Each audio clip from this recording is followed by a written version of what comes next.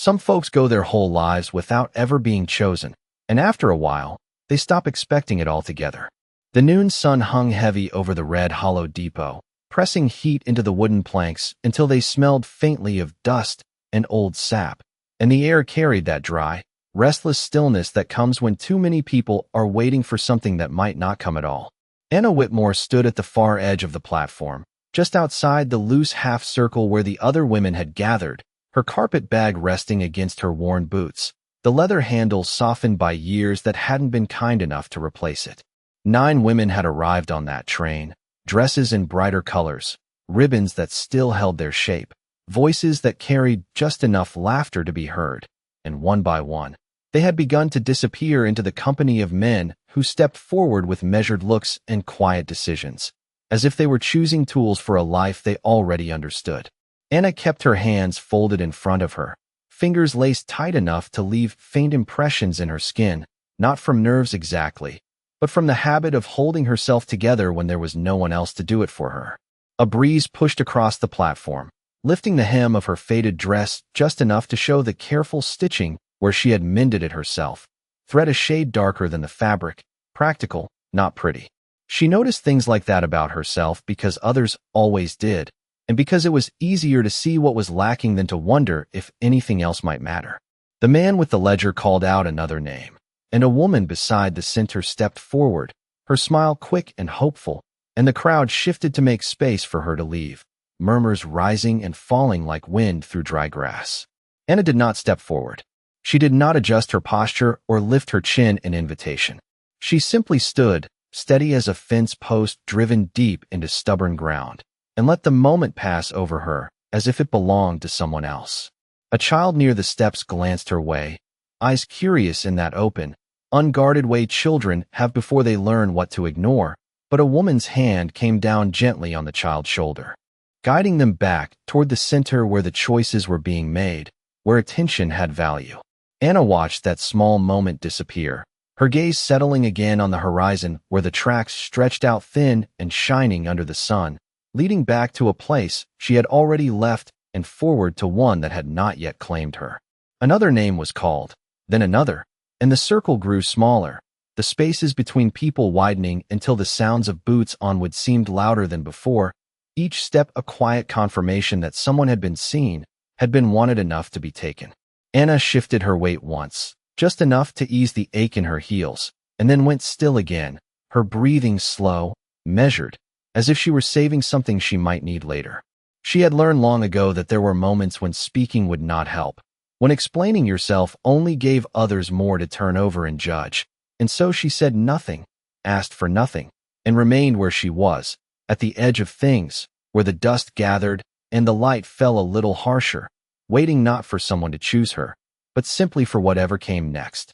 By the time the 6th name was called, the sound of it barely seemed to reach the edges of the platform where Anna stood, as if the world had begun to fold inward toward the center, leaving her in a quieter, thinner place where even the heat felt different, less shared, more personal. The man with the ledger dabbed at his forehead with a handkerchief that had once been white, his voice growing tighter each time he announced another woman, as if he were trying to hurry the day along before something awkward had the chance to settle in too deep. A pair of ranchers spoke low to one another near the steps, their hats tipped back just enough to watch the remaining women with a kind of practiced consideration, the sort that measured usefulness more than beauty, though sometimes they pretended those two things were the same. Anna did not look toward them. She kept her gaze fixed somewhere beyond the tracks, where the land opened up into pale hills and scrub, a place wide enough to hold a person without asking too many questions. Another woman stepped forward when her name was called, her boots quick on the boards, her relief plain in the way her shoulders dropped once she reached the man who had chosen her, and for a moment, the crowd softened, voices warming, as if the rightness of that choice made everyone a little easier in their own skin. Then she was gone too, and the space she left behind did not close the way it had before. It stayed open, wide and noticeable, like a missing board in a fence that no one had bothered to fix. Anna shifted her carpet bag with one hand, not to draw attention, but because the weight had begun to pull at her fingers, and she did not want to set it down, and then have to pick it up again under the watch of people who were already deciding what she was worth. A laugh broke from somewhere behind her, quick and sharp, followed by a voice that did not quite lower itself enough to be called polite, saying something about second chances and how some things did not improve with another try. The words drifted across the platform, light as dust, but carrying farther than they should have, and Anna let them pass through her without turning, without offering them the small satisfaction of a reaction. She had heard worse said in quieter places. She had stood in kitchens where her presence was discussed as if she were not there, had watched doors close with the same careful gentleness that told you they would not open again. Compared to that, this was only noise. The ledger man called another name, then paused when no one stepped forward, clearing his throat as if the pause itself might be to blame. A woman near the center hesitated, glanced around, then lifted her chin and moved, and the moment resumed, though not as smoothly as before. The line of waiting women had thinned to two now, then to one, and finally, without anyone quite marking the moment it happened, there was only Anna left standing. The crowd did not move closer. If anything, it leaned away, creating a wider ring of space around her, the kind that made a person feel set apart not by choice but by agreement. The sun had shifted just enough that her shadow stretched long across the boards, reaching toward the center where the others had stood, touching the place where decisions had been made and finished. Anna looked down at it for a brief moment, then back up, her posture unchanged, her hands steady, as if the absence of being chosen was not a thing that could bend her, only something that settled around her like the heat, something to be endured until it passed, or until she did. The silence that followed did not arrive all at once, but settled in slowly, like dust after a long stretch of road, until even the smallest movements seemed to carry more weight than they should have, and Anna could feel the attention of the platform shift toward her without anyone needing to turn their heads outright. The man with the ledger cleared his throat again, louder this time, as if sound alone might fill the space where something had gone missing, but there were no more names left to call, no more easy conclusions to offer, and the paper in his hand looked thinner than before, as though it had already given everything it could. A few men near the edge exchanged glances that held a question none of them cared to voice, not because they did not have opinions, but because speaking them aloud would make them part of something they preferred to stand outside of. Anna did not move from her place, though the boards beneath her boots had begun to warm through the soles, the heat pressing up steady and constant, reminding her of time passing even when nothing seemed to change. She adjusted her grip on the carpet bag once more, the leather creaking softly, and for a moment her fingers loosened as if considering the idea of setting it down, of letting the weight rest somewhere other than her own hands. But she did not follow through, choosing instead to hold on, the way a person does when they are not certain what they will need to carry next. Somewhere behind her, a wagon wheel rolled over loose gravel, the sound uneven and distant, and it pulled a few eyes away from the platform, offering a brief distraction that allowed the tension to shift without breaking.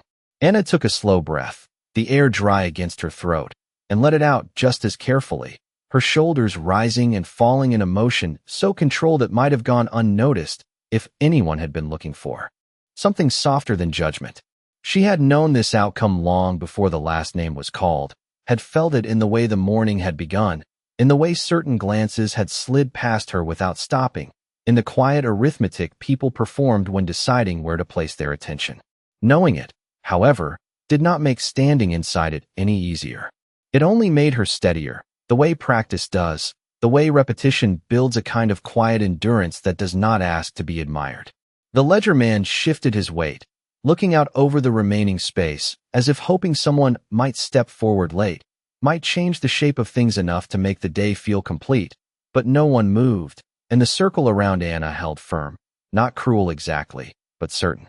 A hat brim dipped, then lifted again, a small acknowledgement that did not carry invitation, and another voice muttered something about heading back before the sun climbed any higher, practical words that signaled the beginning of an end no one wished to linger in. Anna let her gaze travel once more along the tracks, following their line until it blurred into the distance, and for a moment, she allowed herself to imagine walking in that direction, away from the platform, away from the eyes and the quiet conclusions, her steps measured and unhurried, as if she had somewhere particular to be. The thought did not stay long. It folded back into her the way all such thoughts did, leaving behind only the steady awareness of where she stood and the simple fact that, for now, she was still there, still upright, still holding what was hers to hold, even if no one had reached out to take it. The first sign of him was not the sound of boots or the shift of voices, but the way the air seemed to change, subtle and almost easy to miss, like the moment before a storm when the wind pauses just long enough for a person to notice something is different without knowing exactly what it is. A conversation near the steps faded mid-sentence, not cut off, just forgotten, and a few heads turned not in curiosity but in recognition, the kind that does not need to be announced. Anna did not turn right away. She had learned that looking too quickly gave away expectation, and expectation had a way of making disappointment sharper than it needed to be. Instead, she kept her gaze forward, steady on that thin line of tracks stretching into the distance, and listened. There it was then, the slow, measured sound of footsteps on wood, each one placed without hurry, without the need to prove anything to anyone watching. The boards carried the weight of it in a way that felt different from the others who had walked across them that afternoon, less like a search and more like a man who already knew where he was going, even if he had not yet decided why. The name passed through the crowd in a low murmur. Caleb Hayes, spoken the way people speak of something they understand well enough not to explain, a presence that belonged to the land more than to the town, someone who did not come to gatherings like this unless there was a reason, and even then, not always. Anna let the sound of it settle without attaching meaning to it, the way she had done with every other name that day.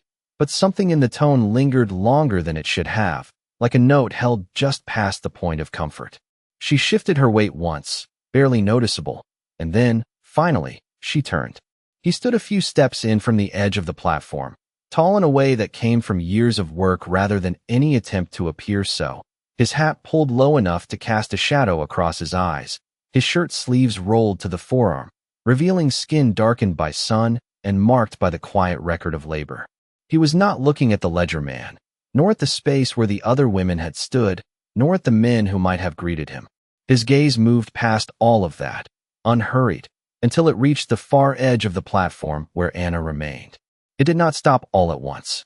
It slowed, as if taking in the distance first, the space around her, the way no one stood close, the way the light fell harsher there, before settling finally on her without any of the quick assessments she had grown used to. Anna felt it then, not as pressure, not as judgment, but as a tension that did not slide away. It was unfamiliar enough that she did not know what to do with it at first, so she did nothing at all. Her hands stayed folded around the handle of her bag, her shoulders square, her expression unchanged, as if the safest response to something new was to remain exactly as she had been before it arrived. The platform held its breath in small ways, conversations not quite resuming, movements delayed by a second too long, and in that space between what had been expected and what might come next, Caleb Hayes took another step forward, and then another, closing the distance not quickly, not slowly, but with a steadiness that suggested he had already decided something, even if no one else yet knew what it was. He stopped a few steps in front of her, not close enough to crowd her, not far enough to make the moment feel uncertain, and for a brief second, nothing happened at all, as if the space between them needed to settle into something that could hold what came next. Anna kept her chin level, her eyes steady, meeting his without challenge and without retreat, the way a person does when they have learned that looking away too quickly invites conclusions they would rather not confirm. Caleb Hayes did not speak right away. His gaze moved, not in a sweep, but in small, deliberate pieces, taking in the details others had already dismissed, the worn seam along her sleeve, the dust gathered at the hem of her dress, the way her boots were scuffed but cared for, and finally, her hands where they rested around the handle of her bag.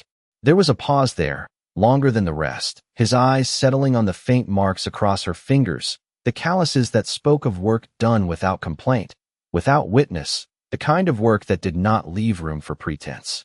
Anna felt that pause more than the look itself, not as discomfort, but as something harder to name, a kind of attention that did not rush past the surface in search of something easier to accept. She tightened her grip just slightly, not enough to hide her hands, only enough to remind herself they were hers to hold.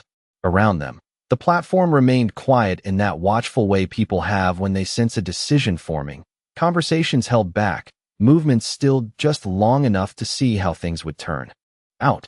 The man with the ledger shifted his stance, clearing his throat once more as if preparing to speak. But Caleb did not turn toward him, did not acknowledge the expectation waiting there. Instead, he looked back up at Anna, and when he spoke, his voice was low and even, carrying just far enough to be heard without needing to be raised. "You are still standing," he said, the words simple, not a question, not quite a statement of surprise, more like an observation that had weight because he had chosen to notice it. Anna did not answer right away.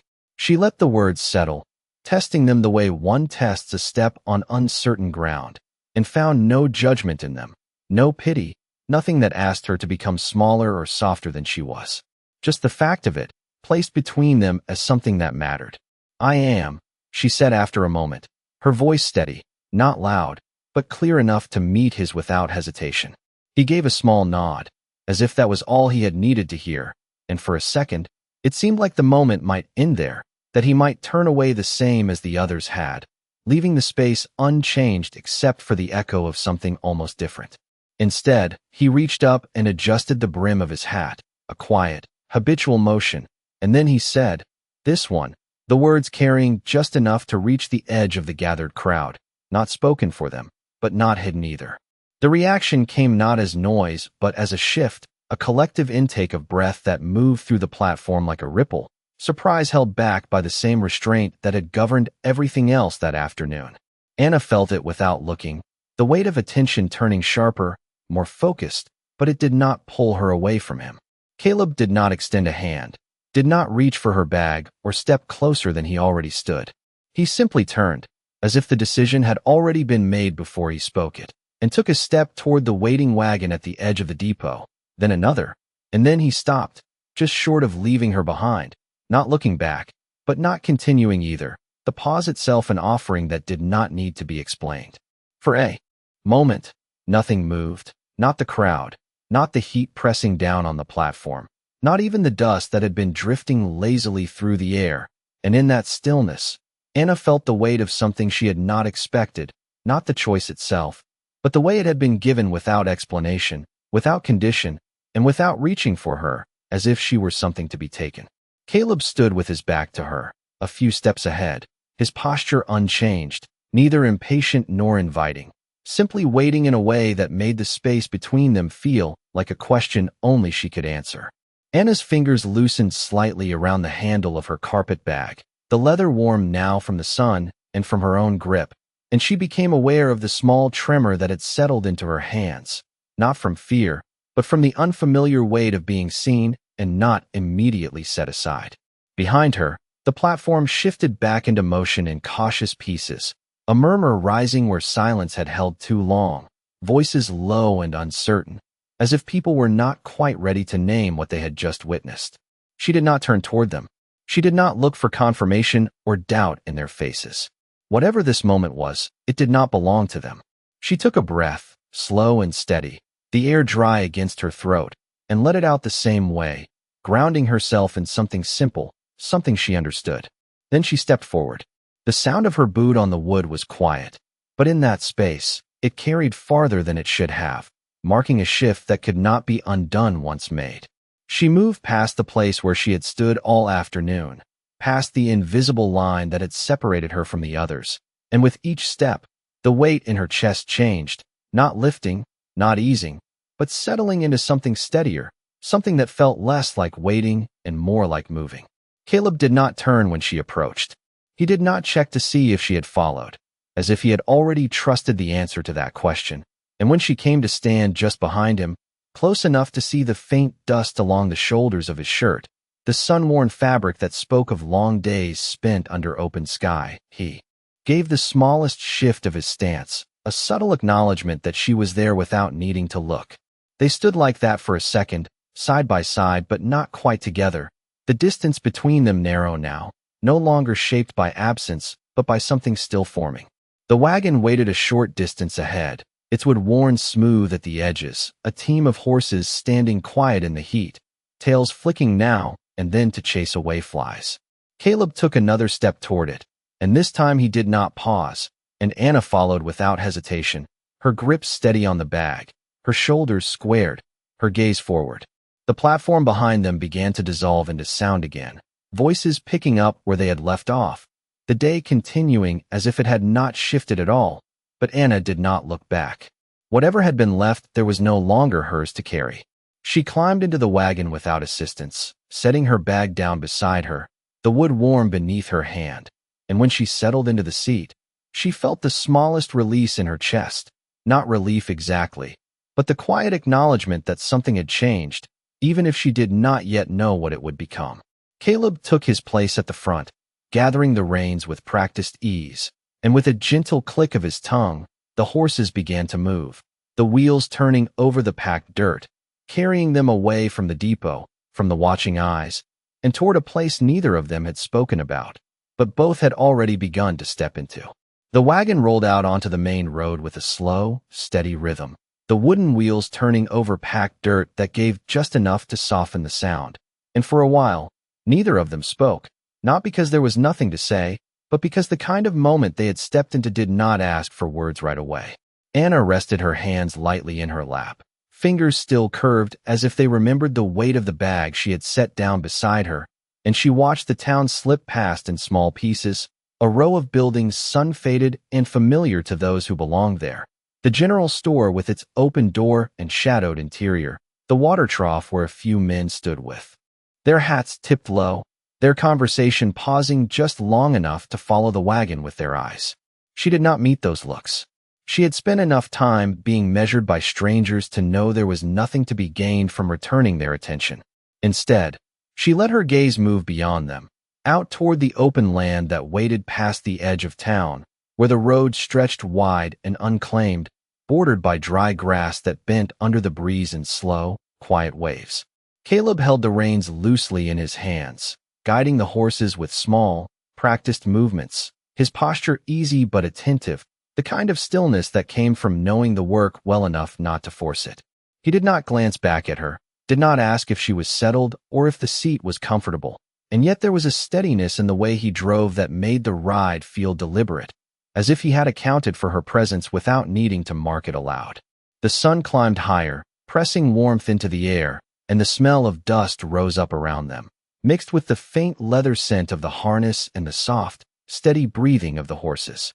Anna shifted slightly on the seat, adjusting the fall of her dress where it caught beneath her, and her hand brushed against the rough wood of the wagon bed, the surface worn smooth in places by years of use, edges softened by time rather than care.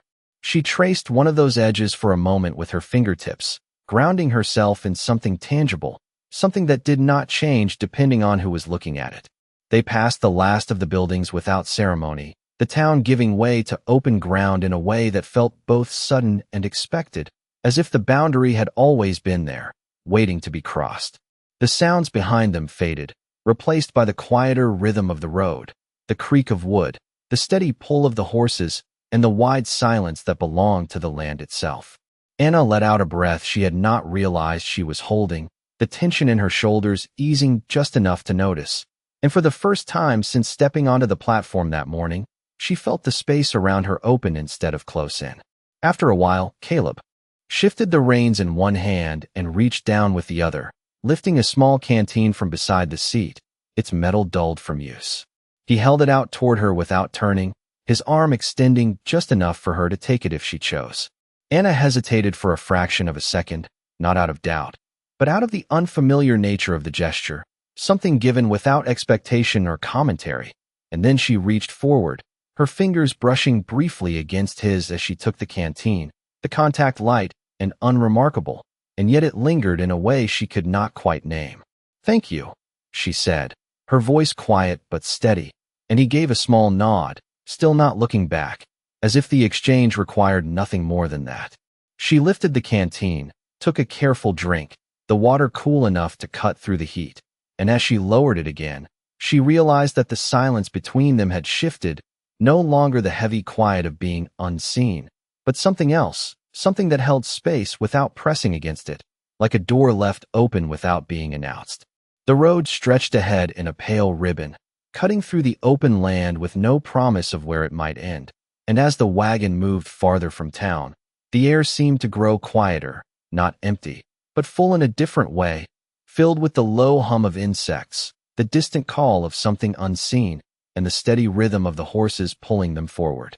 Anna rested the canteen beside her, her fingers lingering on the cool metal for a moment before letting go, and she shifted her gaze toward the horizon where the sky met the earth in a line so thin it almost disappeared if you looked too hard at it. She had spent most of her life in places where walls closed in the edges of a day, where streets turned back on themselves and voices carried through thin partitions. But out here, the space felt wide enough to hold things she had not yet named, and that unfamiliar openness settled into her in a way that was both quiet and uneasy. Caleb guided the team along a gentle curve in the road, his hand moving with a light pressure on the reins, the kind of motion that came from knowing the land, as well as he knew his own hands. And after a while, he spoke, his voice carrying back to her without him needing to turn. "It is about 8 miles out," he said, the words simple, offered without expectation, more a marker of distance than a conversation. Anna nodded, though he could not see it, and then answered, 8 miles is fair," her voice steady, matching the tone he had set, neither reaching nor retreating. The silence returned after that, but it felt different now, shaped by the few words that had passed between them, less uncertain, more like something shared rather than endured. A breeze moved across the land, lifting the edge of her dress and carrying with it the dry scent of grass and sun-warmed earth, and she closed her eyes for a brief moment, letting the air settle against her skin, grounding herself in the present instead of the long stretch of what had come before. When she opened them again, she noticed the small details she had missed earlier, the way the road dipped slightly before rising again, the faint tracks of other wagons pressed into the dirt, the outline of a fence far off to one side, its posts leaning just enough to show time had passed there. Caleb shifted in his seat, adjusting his hold on the reins, and after a moment, he reached down again, this time lifting a small cloth bundle from beside him, setting it within reach without comment. Anna looked at it for a second, then unwrapped the corner just enough to see what was inside, a piece of bread, simple and firm, the kind that held up through long days, and she felt something settle in her chest that had nothing to do with hunger, a quiet recognition of care offered in the only way it needed to be.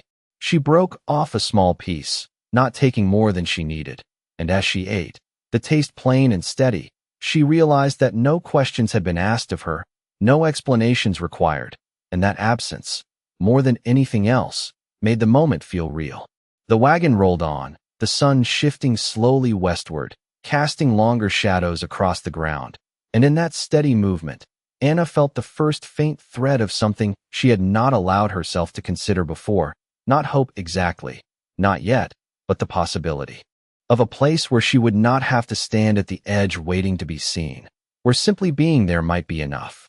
The land began to change in small, quiet ways that only made themselves known if you paid close enough attention, the grass growing a little thicker along the edges of the road, the ground holding a deeper shade of brown where the sun had not baked it as hard, and in the distance, the outline of something built by hand started to take shape against the open sky. Anna noticed it before Caleb said anything, a faint line that did not belong to the natural curve of the land, straight where everything else bent, and she leaned forward just slightly, not out of urgency, but from a quiet pull to see more clearly. The wagon crested a low rise, and from there, the place came into view in fuller form, a modest spread set back from the road, a cabin with weathered boards that had turned a soft gray under years of sun, a small barn standing off to one side, its roof sloping unevenly but holding firm, and a line of fence posts marking out a space that had been claimed and kept with steady effort rather than show. Caleb guided the horses off the main road and onto a narrower path that led toward the cabin, the wheels rolling over ground that felt more familiar, the track worn just enough to show it had been used often, but not so much that it had lost its shape. Anna watched the place draw closer, taking in the details without comment. The way the porch sat slightly raised, the boards swept clean though time had left its mark in the grain, the single window catching the afternoon light in a dull reflection that gave little away about what lay inside. There was no sign of anyone waiting, no movement to suggest that this place expected visitors, and yet it did not feel abandoned, only quiet, the kind of quiet that comes from a life lived without the need for an audience. The horses slowed as Caleb eased the reins, bringing the wagon to a stop a few feet from the porch, and for a moment, neither of them moved, the stillness settling around them again, different now from the one at the depot, less heavy, more grounded.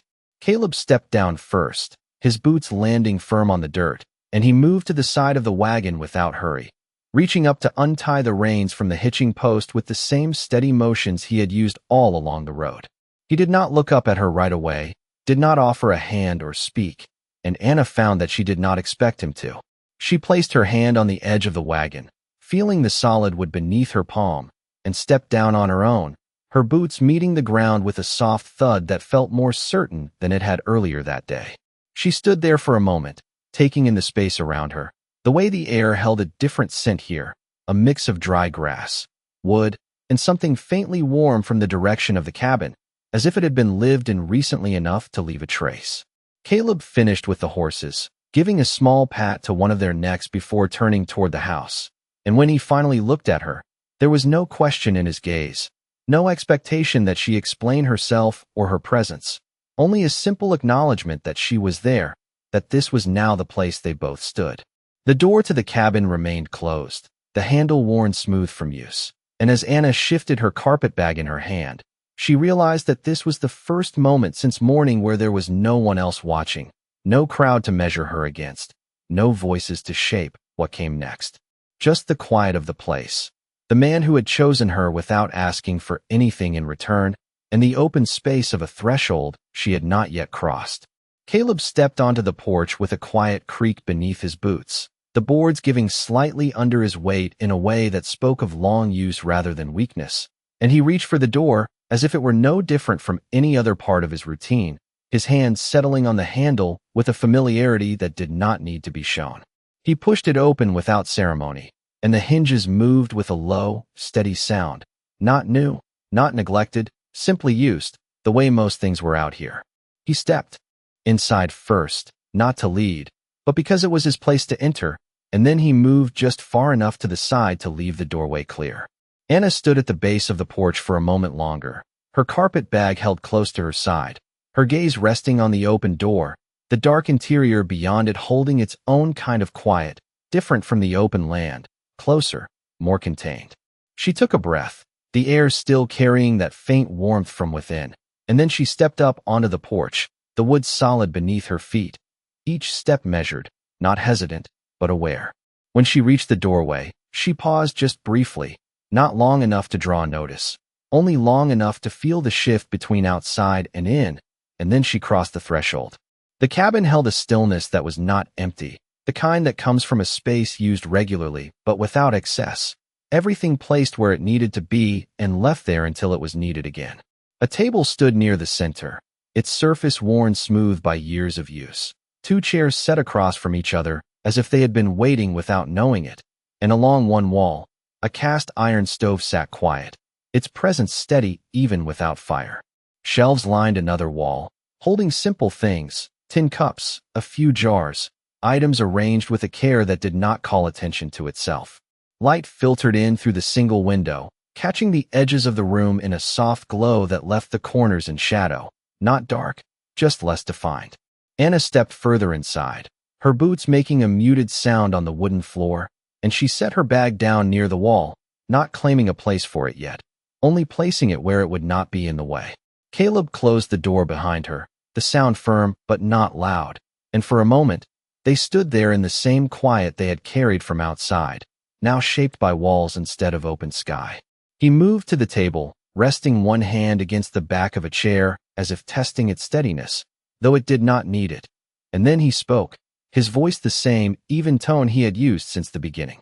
"There is water out back," he said, a small pause before adding, "towels by the door." It was not instruction given sharply, not a list of expectations, just the kind of information a person offered when someone new stepped into a place that was already lived in. Anna nodded, her eyes moving briefly to where he had indicated, taking in the small details, the folded cloths placed within reach, the simple order of it all. "Thank you," she said, her voice quiet but clear, and for a second, her gaze rested on the table, on the two chairs facing one another, the space between them not wide, not narrow, just enough for something to exist there if it was allowed. Caleb pulled one of the chairs out slightly, not sitting, not offering it in any formal way, just adjusting it as if to make room for what might come next, and then he stepped back, giving her the space to move as she chose. Anna did not sit yet. She stood there, taking in the room, the air, the quiet that did not press against her but seemed to hold steady around her. And in that moment, she realized that nothing in this place was asking her to prove anything, to explain where she had come from or why she had been left standing on that platform. It simply existed, and now, so did she, within it. Anna moved first, not toward the chair, but toward the small space near the door where the towels had been set, her steps quiet against the wooden floor, her presence fitting into the room without disturbing it, the way a person learns to do when entering a place that already has its own rhythm. She picked up one of the cloths, the fabric rough but clean, and stepped back outside for a moment, the light brighter now after the dimness of the cabin, the air carrying the same dry warmth it had before, though it felt different standing here, knowing she had somewhere to return to. The water basin sat just beyond the porch, simple and practical, and she poured from the pump slowly, watching the clear stream fill the container, the sound steady and grounding. She dipped the cloth, wrung it out with careful hands, and washed the dust from her face and wrists, the motion familiar, almost ritual, something she had done in many places before, though never quite like this. When she finished, she paused for a moment, her hand resting lightly on the edge of the basin, looking out across the land that stretched beyond the fence, the late afternoon light softening the edges of everything it touched. Then she turned and stepped back inside. Caleb had not moved far from where she had left him. He stood near the table, one hand resting lightly against its surface, not leaning, just present, his attention shifting briefly toward her as she entered, acknowledging her return without interrupting it. Anna hung the damp cloth where she had found it, her movements precise, leaving things as she had received them, and then she stepped toward the table, not claiming a seat yet, but coming close enough that the space between the two chairs felt less like a distance and more like a choice. Caleb reached for a small tin cup from the shelf, filling it from a jug and setting it on the table within her reach, the gesture simple, unspoken, offered the same way he had offered everything else so far, without demand or expectation. She looked at the cup for a moment, then at him, her gaze steady, not searching, just meeting his in a quiet acknowledgement. "You did not have to choose me," she said, the words coming not as a question, not as doubt, but as something that had settled into her and needed to be placed somewhere outside of herself. Caleb did not answer right away. He pulled the second chair out just enough to sit, lowering himself into it with a controlled ease, his movements deliberate, grounded. He rested his hands loosely on the table, his fingers still, his gaze dropping briefly to the wood before lifting again to meet hers. "No," he said after a moment, his voice low and even, carrying no weight beyond the truth of it. "I did not have to." The words hung there, not heavy, not light, simply present, and Anna felt something shift inside her, not in a sudden way, but like a small adjustment, something aligning that had been slightly off for longer than she could remember. She took the seat across from him then, the chair steady beneath her, the distance between them now measured not in space, but in the quiet that filled it. Neither of them spoke for a moment, and yet the silence did not press in. It held, steady and open, like the land outside, like the road they had traveled, like the doorway she had stepped through without being asked to explain herself. And in that stillness, something began, not with words, not with promises, but with the simple fact that neither of them had turned away.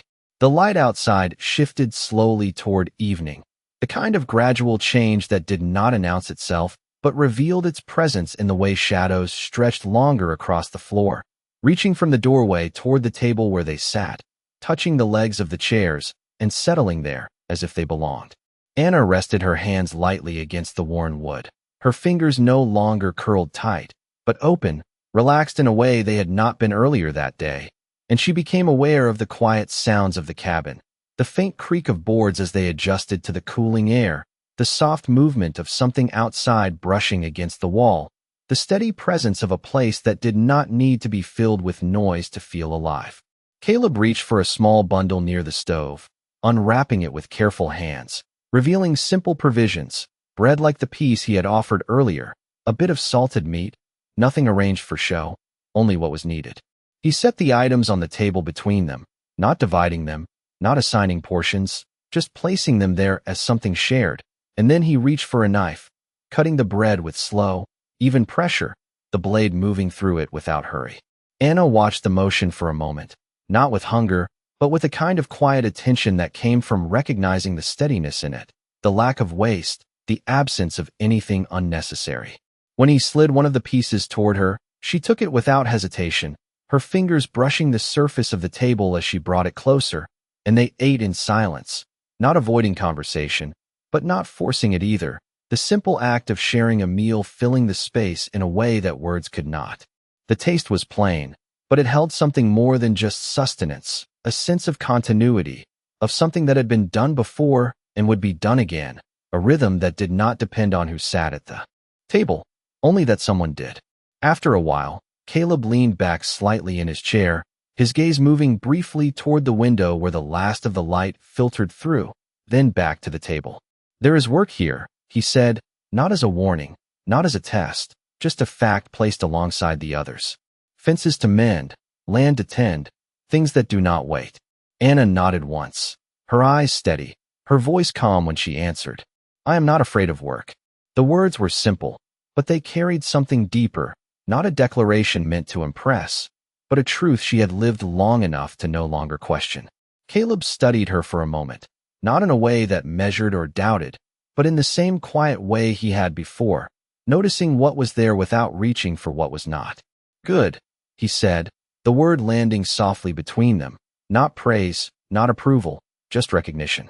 The light dimmed further, the edges of the room softening as evening settled in, and Anna became aware of the way the space around her felt different now, not because anything had changed in the room itself, but because she had, even if only slightly. She was no longer standing at the edge of something waiting to be chosen or dismissed. She was here, seated at a table, sharing a meal, part of a place that did not ask her to prove her worth before allowing her to stay. Caleb gathered the remaining pieces of bread, wrapping them again with the same care he had unwrapped them, and as he set them aside, he glanced at her once more, his expression unchanged, steady, grounded.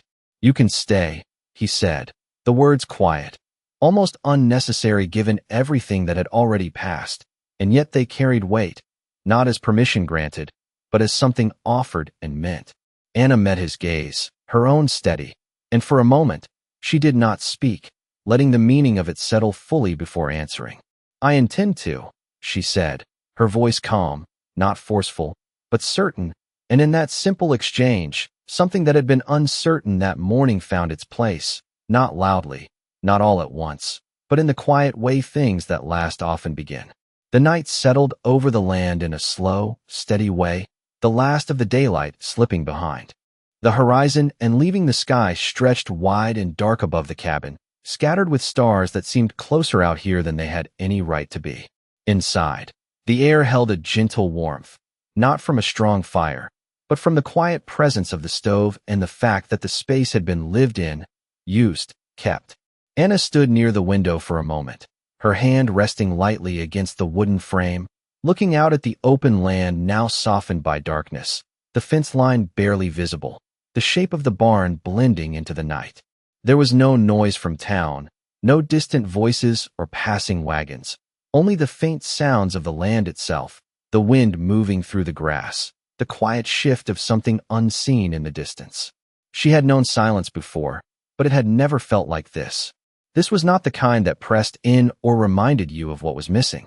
This was the kind that made space. Behind her, Caleb moved through the cabin with the same steady ease he had shown all day, putting things in their place without thought, the motions practiced and unremarkable, yet grounded in something that did not shift. He set an extra blanket near the small bed along the wall, not announcing it, just leaving it there as something that might be needed. Anna turned from the window, her gaze moving across the room, taking in the small details once more, the table now cleared, the chairs pushed in, the quiet order of it all, and she felt a subtle change settle within her, something that had begun at the depot and carried through each step since. now finding a place to rest. She moved toward the bed, setting her hand lightly on the folded blanket, the fabric rough but warm, and for a moment, she simply stood there, not rushing to claim it, not hesitating either, just allowing herself to be present in a space that did not feel borrowed. Caleb paused near the door, his hand resting briefly against the frame, and he looked toward her, not with expectation, not with question, but with that same quiet recognition he had given her from the start. The lamp on the table cast a soft light between them, enough to see, not enough to change the shape of the room, and in that gentle glow, the distance that had once been filled with uncertainty now held something steadier, something that did not need to be named to be understood. Anna met his gaze, her own calm, her posture unchanged, and for the first time, there was no part of her waiting for the moment to shift back, for the ground beneath her to give way. It held. Outside, the wind moved again, brushing softly against the walls, and somewhere beyond the fence, a low, distant sound carried through the night, fading as quickly as it came. Caleb gave a small nod, not as a gesture to end the day, but as an acknowledgement of it, and then he stepped outside, the door closing behind him with a quiet finality that did not feel like separation, only space. Anna remained where she was, her hand still resting on the blanket, her breathing steady, and after a moment, she sat, the bed firm beneath her, real, present. She looked once more toward the door, then toward the window, and finally back to the room around her, and in that simple movement, she understood something she had not allowed herself to believe before. She had not been chosen out of pity, nor taken as something left behind. She had been seen, and in being seen, she had stepped into a place where she no longer stood at the edge of anything. The night deepened, the stars holding steady above, and inside the small cabin, two lives that had moved in quiet solitude for far too long had begun, not with grand promises or sudden change, but with something far more lasting, a shared space, a steady presence, and the simple, undeniable truth that neither of them had turned away.